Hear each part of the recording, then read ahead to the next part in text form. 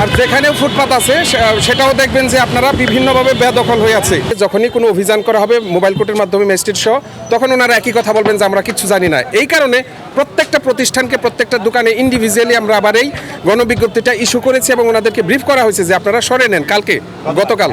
তারপরেও কিন্তু অনেকে সরে নিছে, যারা নেয় না তাদের বিরুদ্ধে অভিযান। আর আপনি যে কথাটা বললেন যে পুলিশ দেখছে বা প্রশাসন দেখছে বা দেখে নাই, এটা কিন্তু দেখার না দেখার বিষয় না। প্রত্যেকটা মানুষেরই কিন্তু নৈতিক কর্তব্য, একজন সচেতন মানুষের কর্তব্য হচ্ছে রাস্তাটা ক্লিয়ার করা।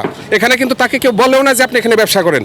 শুধু আপনারা জানেন যে ব্লেমিং একটা কালচার আছে। আপনি কোথাও কোনো কাজ করতে গেলেই আপনি একটা রিক্সা ধরবেন, বলবে যে আমাকে ধরলেন কেন, ওকে কেন ধরেন না। এটা কিন্তু কোনোভাবেই কাঙ্ক্ষিত না। আমাদের কথা একটাই, যে কোনোভাবে ফুটপাত এগুলো ক্লিয়ার থাকবে।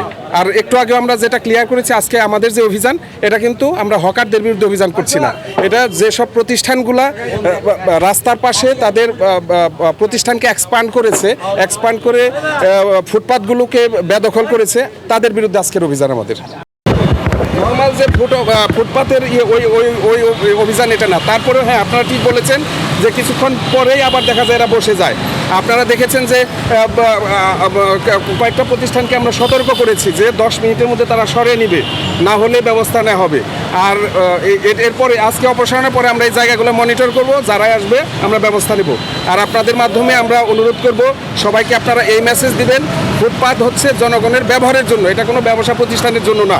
এখানে শুধুমাত্র আমরা অভিযান করে কিন্তু আমরা এটাকে কন্ট্রোলে আনতে পারবো না। সবাইকে সচেতন হতে হবে, সবাইকে সতর্ক থাকতে হবে, সবাইকে জনস্বার্থে কাজ করতে হবে। ধন্যবাদ। খেয়াল করুন, অভিযান তো ডেফিনেটলি অভিযান, আমাদের পুলিশ ফোর্স আছে, আমাদের ম্যাজিস্ট্রেট মহোদয় আছে। আপনারা খেয়াল করবেন যতগুলো প্রতিষ্ঠান ছিল এক্সপানশন, অধিকাংশ কিন্তু সরিয়ে নেওয়া হয়েছে। কিছু ওনারা বলছেন যে এখনই সরিয়ে নিবে। আমরা কিন্তু এই কারণে ম্যাজিস্ট্রেট মহোদয় তো আছেন, উনি তো দেখলেন এটা। আমরা কিন্তু অল্পক্ষণের মধ্যে যদি সরিয়ে নেয় না, আমরা ব্যবস্থা নেব। আমি মোহাম্মদ সানোয়ার হোসেন, আমি ডিসি ট্রাফিক মিরপুর ডিভিশন। আর যেখানেও ফুটপাত আছে সেটাও দেখবেন যে আপনারা বিভিন্নভাবে বেদখল হয়ে আছে।